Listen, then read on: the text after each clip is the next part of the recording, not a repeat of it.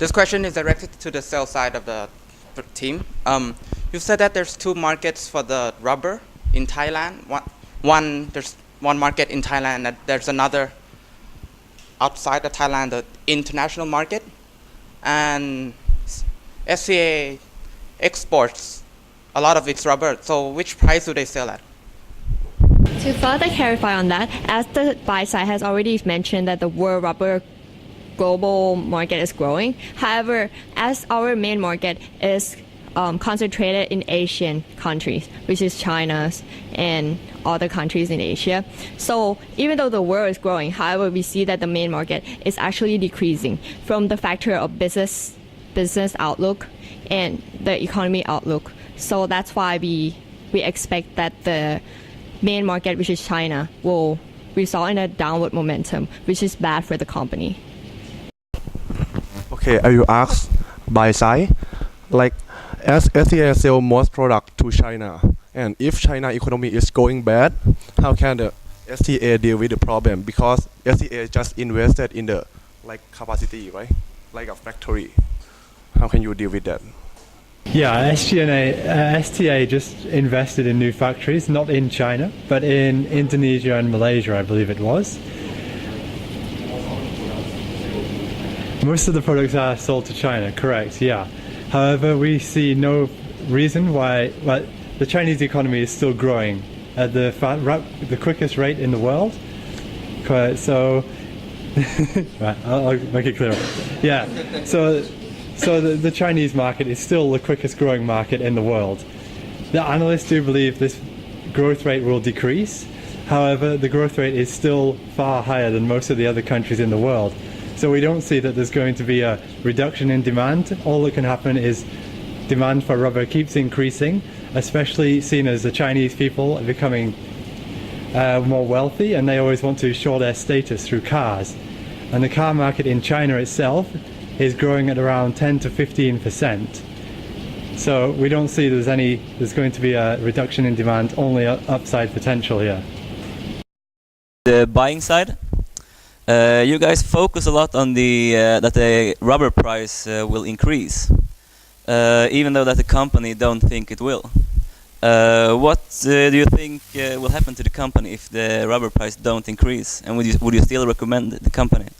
Okay, so if you look at our profit, which I can't show you right now, last year, the third quarter, we actually had a loss. And the price of rubber was around, I don't know, $20 per whatever the unit is. And then in the second quarter of this year, we're turning a profit, even though the prices are still the same. So we're actually gaining much more internal efficiencies. So the price of rubber we're not focusing on it entirely. We would like to emphasize it we'd like to mention it, but also we have to emphasize on the internal efficiencies of the company. As we expand, you get economies of scale, and we improve profit margins that way too. And would you still recommend it if the rubber price? If the rubber price stays constant, we would still recommend to purchase. If the rubber price went down, yes, we would still say purchase, depending on the magnitude, obviously. But at its current level, it's pretty low, and many of the analysts that we have researched online say that the rubber prices are going to increase due to the additional demand, which is the world economy is experiencing for rubber right now. I want to ask both buy and sell team. STA is a really cyclical company, meaning that it's really sensitive to rubber price and demand. And by using free cash flow valuation, you are looking at the long-term perspective, let's say 10 or 20 years ahead. My question is, do you think it's a good way to value this company using a free cash flow valuation? Why don't you just use other methods, let's say relative ones, let's say price PE or price to books? I will ask the sales team first. First, to answer on that, we see that when we arrive at the method of free cash flow, we already have tried other methods like PE ratio method. However, we cannot find the peer company that has the same size with STA. So we see that by using the peer that is not relatively the same size and have almost the same kind of business, we don't think that's going to reflect the real value of the company. So that's why we arrive at free cash flow.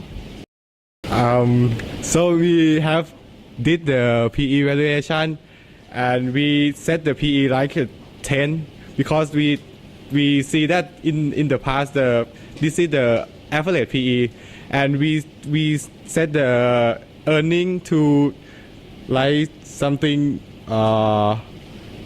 like the double from the half of the year. So we got like a 17, but we think the DCF is appropriate for this company because it accounts for the cycling, I think. And so we put this model to present.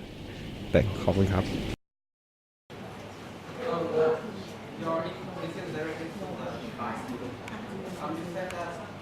The main reason that the price of rubber is going up is due to the increasing demand from China, and also we export a lot to China. So doesn't China have a lot of bargaining power over the price of rubber? Won't they just can't China just set a price for the rubber that they're exporting since they're so big and big buyer importer of rubber? I don't believe there's any one particular firm which is large enough to affect the rubber prices. Maybe China will create a coalition and work together, but I think that's highly unlikely that the entire country would work to reduce prices.